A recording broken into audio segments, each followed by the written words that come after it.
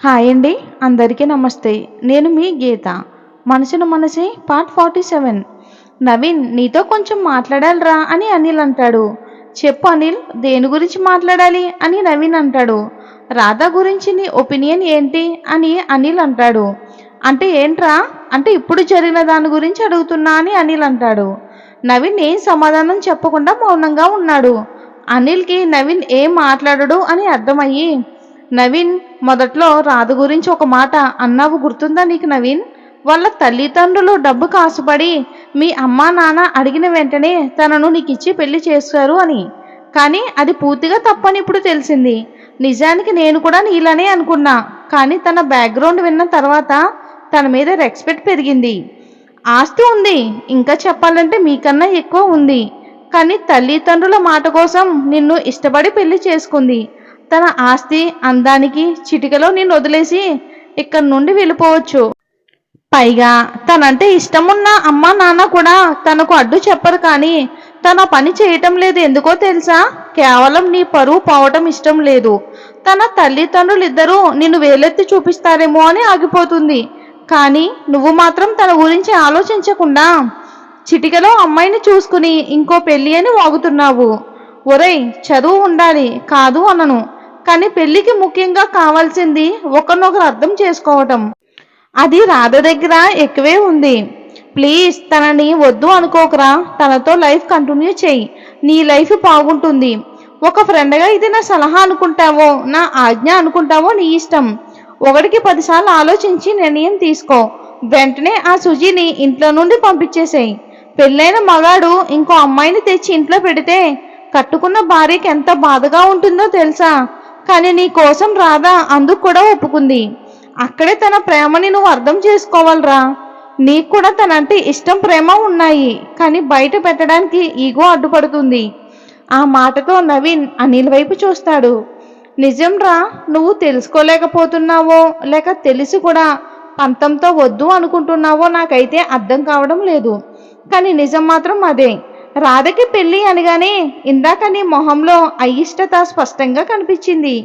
అక్కడ ఫంక్షన్లో సుజీని అసహ్యంగా కామెంట్ చేస్తే కాంప్లిమెంట్ అంటూ వదిలేసి రాధని ఒక్క మాట అన్నారో లేదో వాళ్ళ మీద విరుచుకుపడ్డావు.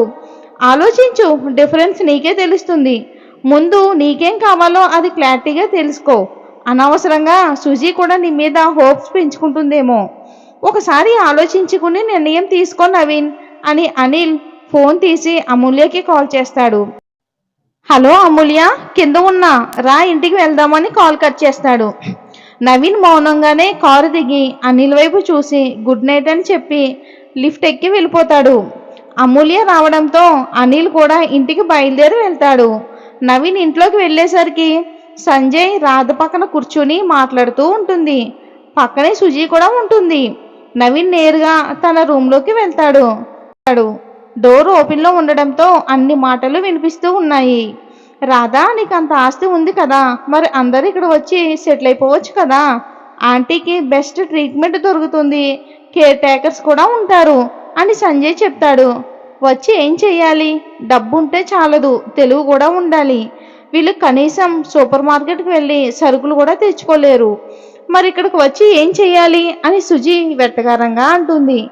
దానికి రాధా నవ్వి, సంజయ్ గారు, పుట్టి పెరిగిన ఊరు కదా, వదిలి రావటం కష్టం. అక్కడ వాతావరణం ఒక కారణం అయితే మరొకటి అక్కడ బంధాలను వదిలి రావటం అసంభవం.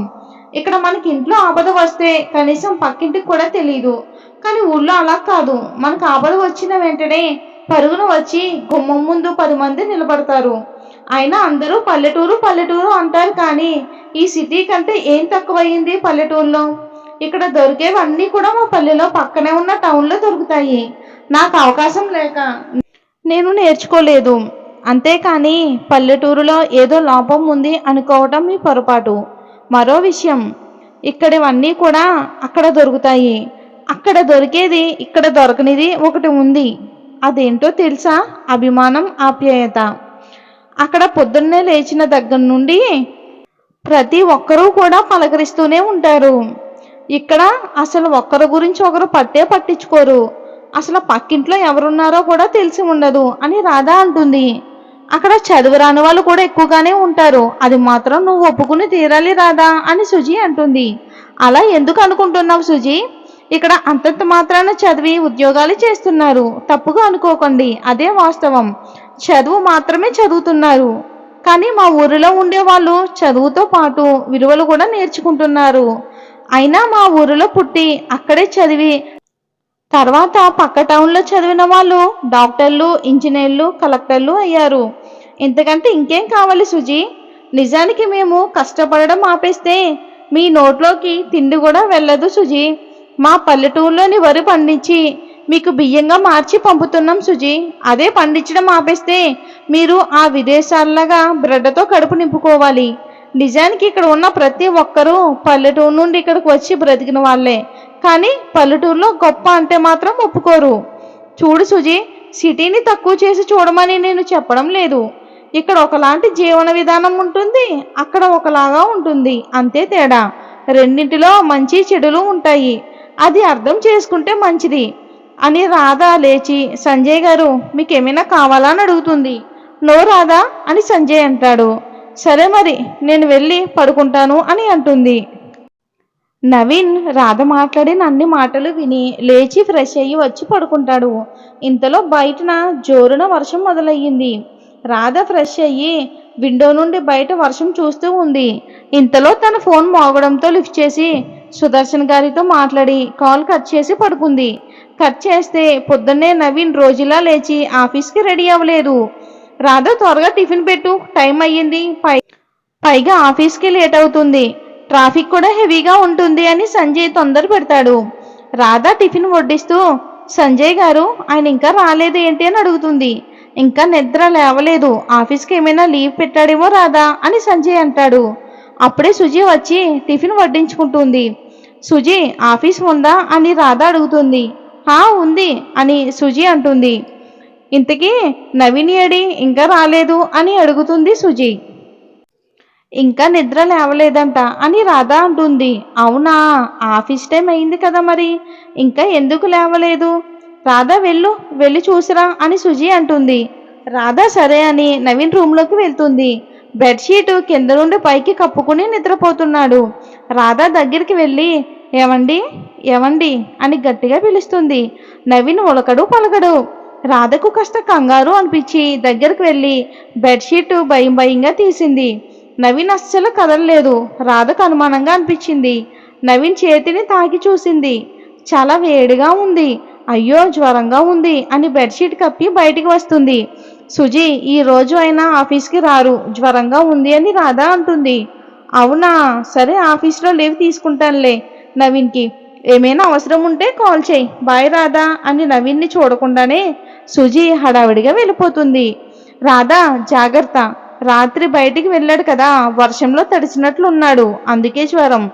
వైరల్ ఫీవర్ కదా, తగ్గిపోతుంది. అవసరం ఉంటే ఫోన్ చేయి, మర్చిపోకు అని ఒకసారి నవీన్ దగ్గరికి వెళ్ళి చూసి సంజయ్ కూడా వెళ్ళిపోతాడు.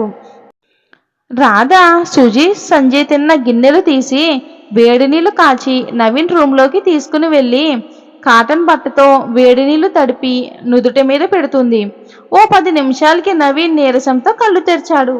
లేచారా, మీకు జ్వరంగా ఉంది, బ్రష్ చేసుకుని కొంచెం తింటే నీరసం తగ్గుతుంది, లేవండి అని రాధ నవీన్ని లేపబోతుంది.